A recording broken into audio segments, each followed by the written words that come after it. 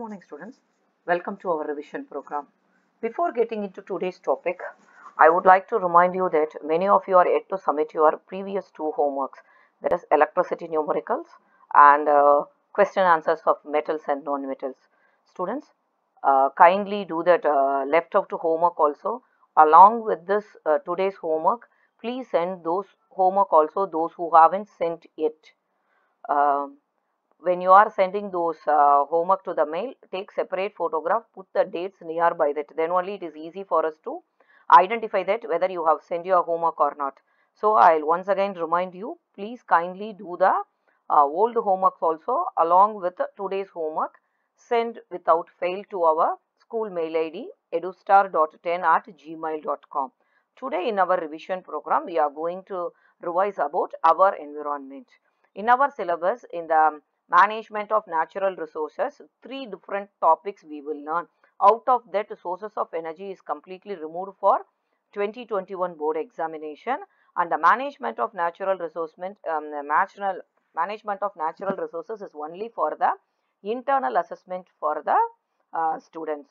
So we are having only one lesson, our environment, in this topic for our board examination. Let's move on to the topic. The first, it is talking about the ecosystem. Ecosystem is a containing biotic and abiotic component, where biotic component means all type of living, when the abiotic is a physical factors like temperature, climate, all those things. So when we talk about the biotic factor, it will go as producers, consumers, decomposers. So what will be the interaction between this biotic and abiotic together only constitute the ecosystem. And we'll go for a food chain and food web. Food chain is a single unit. It always remember that either it is a food chain or a food web. It should start always with a producer to the primary consumer, secondary, and the final decomposer till it will go. Food chain is nothing but it is a sequence of organisms which start from the producer and end with the decomposer. But whereas in the case of food web, it is a multiple collection of food chain. Food chain is a single chain, whereas your food web is a multiple food chains. Food chain follows a single path, whereas food web follows a multiple path. From the food chain, we get to know how organisms are connected to each other, and a food chain and food web form an integral part of our ecosystem. 10% law under tropic level. This tropic level is nothing but we are showing about the producers, consumer, in the consumer itself, primary, secondary, and tertiary consumer. Whereas the law of 10% says that it is the energy transferred.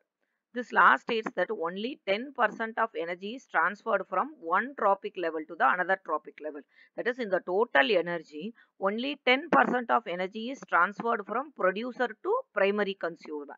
From primary consumer, the energy, what is the energy transferred to them? From that only 10% will move on to the secondary consumer. So the left out remaining 90% of energy will be used by the same tropic level. In the producer itself, the 10 from sun it will receive the energy. From that energy, 90% of energy will be used by the producer. Only 10% of energy alone transferred to the next level, like a primary. Next, in the primary, 90% out of that 10 will be used by the primary. Then the 10% alone will be transferred to the secondary. This is called 10% law. Biological magnification. We said that every level it will the energy will be passed. Likewise, the concentration of harmful substances also will pass on to the next level. It is getting increases with every tropic level. This is known as biomagnification. For example, if you are using a fertilizer, if it is mixed with water in the pond, it will be taken by um, small animals in the pond. Then it will be eaten by somewhat the big one like fishes, and the fishes is eaten by the human being. Then the amount of harmful substances taken by the human will be more. This is called biological magnification or biomagnification.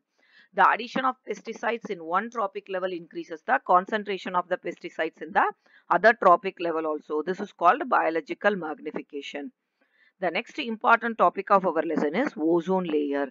The depletion of ozone layer is a cause of concern. It is giving alarm to everyone that Now, because the ozone layer is the one which is present in the atmosphere, it prevents the earth from harmful UV rays from the sunlight. If we are continuously exposing ourselves to those harmful UV rays, then it will be developed with the humans, skin cancers in humans, some eye problems, all will be arising in humans. So it is a natural filter. The ozone molecule contains 3 oxygen. The molecular formula for ozone is O3. At a higher levels in the atmospheric, UV radiation splits some oxygen molecule from free oxygen atom, which combines with the oxygen molecule. O2 plus O gives O3, and this O3 is a highly poisonous gas. This ozone layer is the one which helps us to prevent from the harmful UV radiation of the sun. The very next important topic in our textbook in this lesson discussed is the method of waste management, disposal of waste. When we are talking about the waste means that is unwanted thing. This waste can also be stated as garbage. We know there are two types of garbages can be classified. It is biodegradable and non-biodegradable. Whenever we are just dumping our waste, we should divide them into biodegradable waste and non-biodegradable waste. The biodegradable waste are these garbages are completely decomposed by the microorganism, and whereas the non-biodegradable cannot be decomposed by the microorganisms.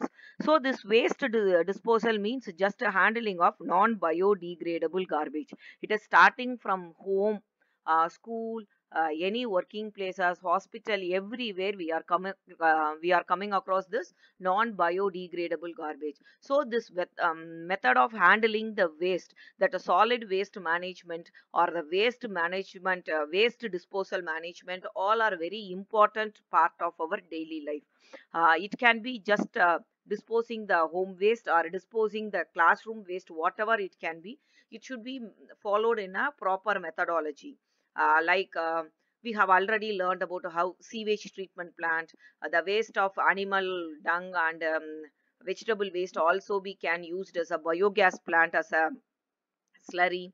Landfillings, we know that it can be also used with recycling or incineration, sometime burning that waste. Composting, we can make that into compost, and we have to use the better way to manage the wastes. We have to follow the 3R principle, that is reduce, reuse, recycle.